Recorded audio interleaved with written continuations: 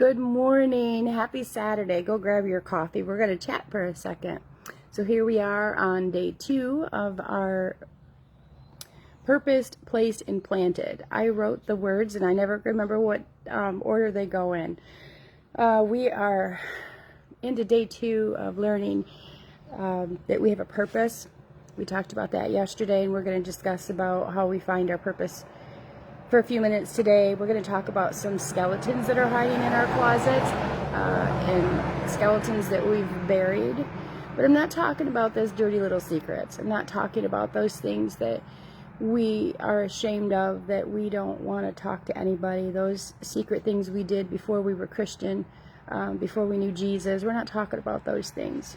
We're talking about the lies, the skeleton lies, those lies that are buried so deep within us that it just seems like we can never get them exposed enough to get them away from us, and we can't grow because those skeletons are holding us back. Their hands are like holding on to our hearts and our minds, and even though they're brittle bones, we think that they have an absolute hold on us. So today we're going to talk about unburying and digging up those skeletons and actually getting rid of those skeletons for good. And then we're going to talk about being placed and understanding that we are placed for a plan and a purpose, and we're exactly where we're supposed to be because God designed us to be where we're at. And then we're going to wrap things up tonight about being planted and learning how to grow roots and learning how to be comfortable in your calling, to be comfortable in what you're doing for the Lord, knowing that He has placed you there for a purpose. See how that all works together? So we're having an awesome time here in Frankfort, Michigan. It's actually beautiful. We went to the beach yesterday. The sunset was red and orange and yellow and blue and green and pink and all the colors that there are.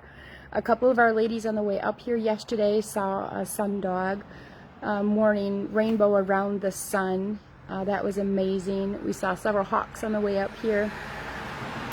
But today is my favorite day.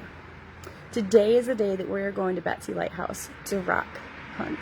That's like my jam. I am so excited to take these ladies to my favorite place in Michigan. I've been to so many places in Michigan, but this is my favorite by far. This is my favorite place to go and to visit. So I'm excited to take these ladies with me to share that experience, and hopefully we'll find some Petoskey stones and some really cool things. But I just want you to know that I'm learning about me this weekend. It's not just about these 11 ladies that are here with me.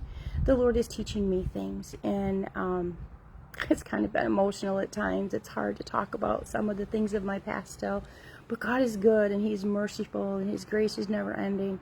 So today I choose joy. Today's a new day. Remember that His mercies are new every single solitary day. Every day that you open your eyes, His mercies are new. And today can be different than yesterday. I think someone needs to hear that. Today can be different than yesterday. It doesn't have to be the same. That's a heavy thing to say, but it doesn't have to. Today doesn't have to be the same. You are one choice, one decision, one step away from today being different than yesterday. And I think it starts with getting our hearts right, to get in the right heart posture, to understand that it does begin with us and our attitude and how we look at things. If we keep saying, oh, it's going to be another terrible day, oh, the weather's going to be crappy, oh, and you just keep saying these negative things, they suddenly start happening, especially when it's an over and over and over and over again experience. But if we could learn to wake up in the morning with a song in our heart and just say, God, I just choose to give this day to you. I'm so thankful. I'm